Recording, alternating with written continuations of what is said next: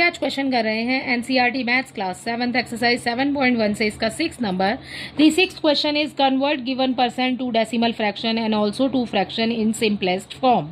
ठीक है, आपको ये वाले जो परसेंट दिया है बच्चे, ये हमने आपको दो तरीके से यहाँ पर सॉल्व करना है। एक तो डेसिमल फ्रैक्शन में सॉल्व करना है and also into simplest form में आपको सॉल्व करना है। देखो बच्चे कैसे करेंगे, बहुत ही ईजी है।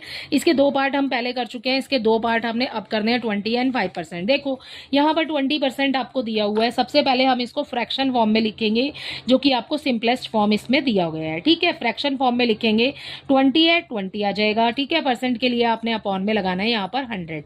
ठीक है, फ्रैक्शन फॉर्म में तो 1 अपॉन में आना चाहिए ना आंसर। ठीक है, तो अपॉन में आ गया यहाँ पर 100। 0 से 0 को कैंसिल करेंगे, 2 1 2 हो गया, 2 5 10 हो गया। 1/5 हो गया इसकी फ्रैक्शन फॉर्म। ठीक है, सिंपलेस्ट फॉर्म में हमने लिखा इसको 1/5। ठीक है, अगला देखिए, डेसिमल फॉर्म में आपने लिखना है इसको।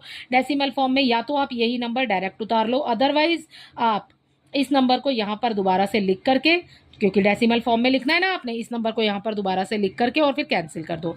सो मैंने ऊपर से यही उतार लिया है बच्चे नीचे 1/5, क्योंकि दोबारा से वही आ रहा है। आप क्या करेंगे, जो बच्चे नंबर आपके पास यहाँ पर न्यूमरेटर में होता है उसको रखते हैं हम डिवाइड करते टाइम अंदर। ठीक है, जो नंबर हमारे पास जैसे यहाँ पर डिनोमिनेटर में होता है उसको रखते हैं हम बाहर। ठीक है, ऐसा नहीं होता कि छोटा बड़ा आपने देखना है, बस यही देखना है कि न्यूमरेटर में जो है वो अंदर आएगा, जो डिनोमिनेटर में है आपने वो रखना है बाहर। ठीक है, अब देखो 1 आ गया।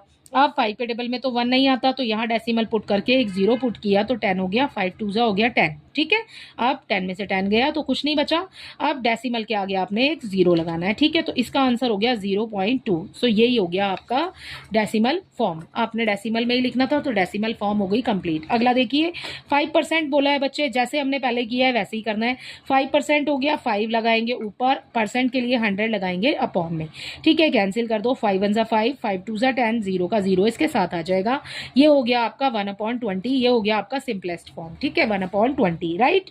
अब आपको बोला है आगे डेसिमल फॉर्म में कन्वर्ट करने के लिए, सो क्या करेंगे, 5/100 है, 5/100 आ गया, कैंसिल करो, 1/20 आ गया जैसे कि ऊपर आया है। ठीक है, अब ये 1/20 में जो न्यूमरेटर है उसको रखिए आप अंदर, जो डिनोमिनेटर है उसको रखेंगे हम बाहर। ठीक है, अब देखो 1 लिखा बच्चे मैंने अंदर। ठीक है ना, अब 1 तो 20 के टेबल में नहीं आता, क्या करेंगे, डेसिमल लगाएंगे यहाँ पर और एक 0 पुट कर देंगे। अब क्या 10 20 के टेबल में आता है, नहीं वो भी नहीं आता, तो क्या करेंगे, एक और 0 पुट करनी पड़ेगी।